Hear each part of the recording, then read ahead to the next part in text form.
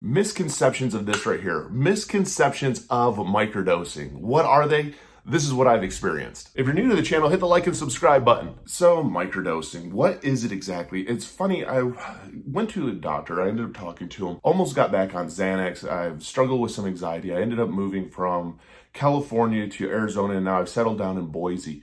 One of the things that it did is I'm diagnosed with GAD, which is general anxiety disorder, and talking to a psychiatrist, they ended up bringing up the idea of going back onto Xanax, and it was something I was kind of against. I've been off of Xanax since right around the beginning of August was the last time that I took any Xanax, and I wanted to try something else, and I ended up doing the research and found out about microdosing.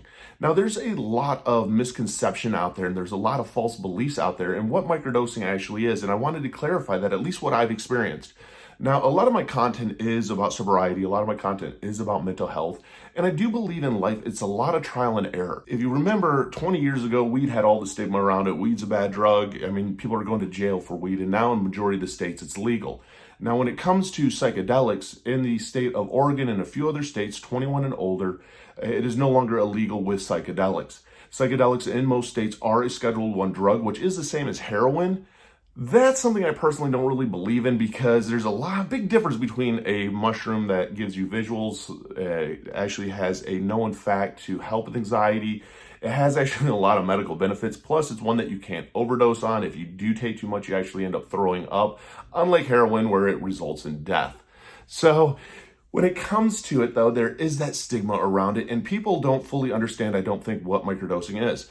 When you are microdosing, people think of mushrooms or psychedelic, that you're eating a bunch of shrooms. Next thing you know, you're just sitting in the corner drooling. You're seeing all these visuals. You're just sitting there touching yourself, taking too much MDMA, too much ecstasy, whatever it might be.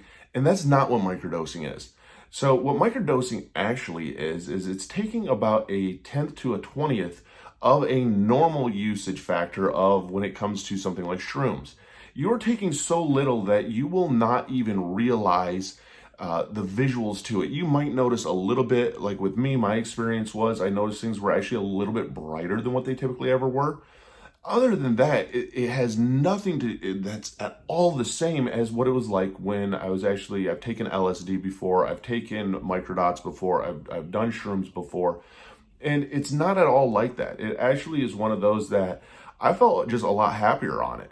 You're taking such a little amount, it's almost something that you have to remind yourself that, hey, I'm doing this, and you're setting it up for a schedule. And when you do microdose, you're not taking it nonstop. For example, the microdosing that I'm doing right now is I'm 5 days on, 2 days off, and I'm going to actually adjust and play with it as I go, because I want to see what the real benefits of it are. And have I noticed some? Yeah, absolutely. I've noticed some huge benefits, and it's a lot different than taking a benzo. And that is where I think society gets a little bit screwed up, is I can go get prescribed a benzo. It is a known drug that has an addictive property to it. It has been known to kill people. You can get hooked on it. You can end up buying it off the street. It can be mixed with fentanyl, which is even more dangerous than what most people give it credit for. There's a lot of dangers that revolve around it, and we don't look back sometimes at nature quite as much as I believe that we should.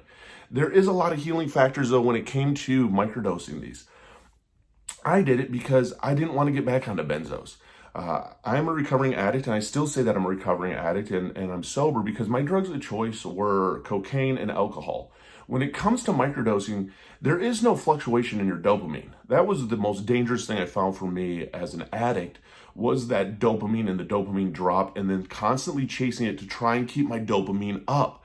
That's that where we feel high in ecstasy, and we just feel like we're going to take on the world, and next thing you know, we're massively depressed, and we're craving something because we need that level of chemical in our brain to increase back up, to give us that high, to give us that feeling. With mushrooms and with psychedelics, it does not affect your dopamine levels. It's really interesting. I mean, it's something that does affect your serotonin levels. It affects different brain chemicals, but dopamine is not one of them. So a lot of times people get very, very paranoid, and they're like, hey, you got to be safe with this. I didn't want to go the LSD route. That to me is one, I don't like to play with the chemicals. I wanted to go all natural. So I did go the shrooming route to see if there was benefits to it. The gold caps were the method that I've been using. And I'm something of a wholehearted trial and error and knowing the dangers of trial and error. And when you speak to a lot of the psychiatrists out there and even psychologists out there, and you ask them, hey, what is your opinion on microdosing? What is your opinion on psychedelics? It's very, very difficult for them to sit there and actually bash it, because there are so many just positive tendencies of this. It has been known to help with anxiety. In fact, massively help with anxiety. In fact, bond different brain receptors so that anxiety lessens, and it lessens for a permanent, instead of a temporary bond of Xanax, where it's that temporary reprieve from anxiety. This is something that actually can give you lifelong effects and actually not per se cure it, but give you the ability that you're able to fight through it a little bit better, and that your brain can actually recover from the amount of anxiety that you have. Again, it's all trial and error, and it's being open-minded. And people don't realize how dangerous trial and error is. When it comes to certain drugs out there, especially like benzos, even when it came to ADHD meds, I mean, you're messing with different chemicals in your brain, especially even the dopamine side, that can bring you up those massive depressed states. I had a worse time going through SSRIs, which are antidepressants, than I have at all right now microdosing. Antidepressants, when I took Lexapro and I took Prozac, I wanted to kill myself. I wanted to die.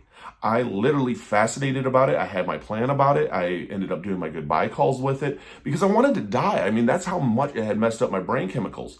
Now, when it's come to microdosing, it's been completely opposite. So far, this has been one of the safest routes of anything of trial and error that I've done, even more so than when I tried Kratom. I did do Kratom. I tried all three Kratoms, white, green, and red. I tried them all for 30 days. White Kratom, it had some positive effects to it, but it made me really lethargic. Green Kratom, I actually liked it. It did help me. It helped me with some energy, but I had some withdrawals from it. And then when it came to Red Kratom was phenomenal. It actually really benefited me. It complemented my Adderall, but my withdrawals were very, very similar to heroin, even on a low dosage. And again, that's one of the other misconceptions, is that you have to take a high dose of something to have withdrawals. Now, I was curious after my first 5 days of microdosing if I'd go through any withdrawals, if I'd go through any cravings. Like I did with Red Kratom, I literally had hit a point, just like when it was with alcohol and cocaine, that, man, maybe I should just do a little bit and try and taper off. Like, you're trying to justify taking it in your brain because you want the pain that you're going through to stop. The Red Kratom was a lot similar to opiate withdrawal, where it was the cold sweats, it was the restless legs, it was the body aches and pains, where withdrawal from like alcohol, for example, I mean, that's affecting your central nervous system. You're shaking and you can actually die from it. Benzos and alcohol are two of the deadliest withdrawals, and benzos, again, are something that you can be prescribed. So instead of being prescribed a benzo and going to Klonopin, going back onto Xanax, which Xanax had worked for me before in the past, and now all of a sudden being up to dose, I wanted to go a more natural route. And so I ended up trying this. It is funny, though, that so many people think of hippie, stoner van, unsuccessful.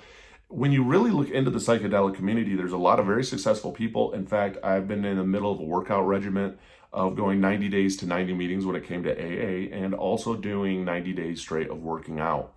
This has complemented everything that I've been wanting to do. In fact, it's giving me a little bit extra motivation. It's helped with my brain. It's helped with my physical, just feeling good about myself. It's really amazing of how it's made me feel. Again, it's not like I'm sitting there and you're just macking on shrooms. Next thing you know, you have, Grateful Dead playing in the back, the black lights on, and you're sitting there with markers drawing on yourself. It's nothing at all like this. Again, you're taking such a small dosage. And it's not something that I would say, hey, go out and automatically do this. No, never ever just go randomly start something. Did I actually talk to a doctor about this? I did.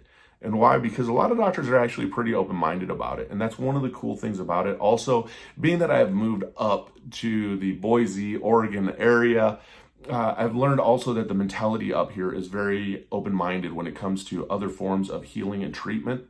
And it's not so closed-minded where we turn automatically to medication. Now, there is no shame in taking pills. I still take my Adderall daily. Adderall is a lifesaver for me, especially because of my ADHD. And again, I went through the gambit on Adderall, Ritalin, Adderall XR. I've thought about going on to Visine. And I get so paranoid and literally anxious of going, oh my gosh, I'm going to get off of Adderall and try another medication. What if it doesn't work? Where when I made the decision that, hey, I'm going to go the microdose route, I'm going to see how this helps me, it was amazing. I'm very, very surprised. It wasn't at all what I thought. And it's so funny how many people just thought that, hey, you're getting high, you're abusing a drug. And you know what? Again, people are open to however they feel about different things. Again, there's as many opinions as there are people, so you're never going to please everybody. And all I like to do is share my experiences of what I've been through, that maybe it helps somebody out there along the way. Maybe it helps somebody out there going, hey, maybe there's something else out there for me instead of this. I know people that even microdose THC. So even when you're microdosing, it's not that you only have to microdose a psychedelic. You can microdose different things out there and see what the benefits to it are, but you have to make sure that you track it, you log it, and you're going to get a lot of criticism, especially if it's something like this, and you have to be prepared for that and know that it's okay to have that. I will say this, the psychedelic community over any of the communities that I've actually been a part of, the mental health community, probably one of the most toxic, the addiction community, probably one of the most judgmental, the psychedelic community, one of the most open-minded, and I really have enjoyed a lot of the people that I've talked to in that community because there's very little judgment, there's very open-mindedness, and they all seem a lot happier with life than what everybody else does. That, again, is my personal opinion, though, of what I've experienced, and I do like to share that because so many people think that, oh, you're in this back corner or you're in this trashed out van. No, I've met a lot of successful people, actually, who do microdose and have explained to me what their benefits were, and I wanted to see what it was like for me.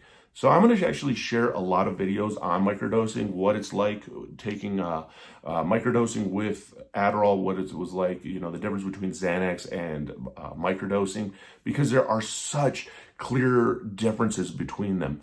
And again, it's about the more that we share. If you are struggling with addiction, AA, NA, they are probably the best programs that I've seen out there. There are different rehabs out there also. I do have links to NA and AA down below. Again, when you're putting different drugs into your body, especially when it comes to heroin, when it came to cocaine, that was a hard drug for me to kick. Get support, get help, reach out for it because it does make a difference and that you do matter. So hit that like and subscribe button. I'd love to have you along with me on the journey. Again, if you are microdosing out there, you're going to notice you're going to get a lot of heat. A lot of people are going to think that you're tripping on acid. You're going to be seeing all these visuals. You're going to be chasing the dragon. Very, very, very different than that. So hit that like and subscribe button and remember this, that you got this.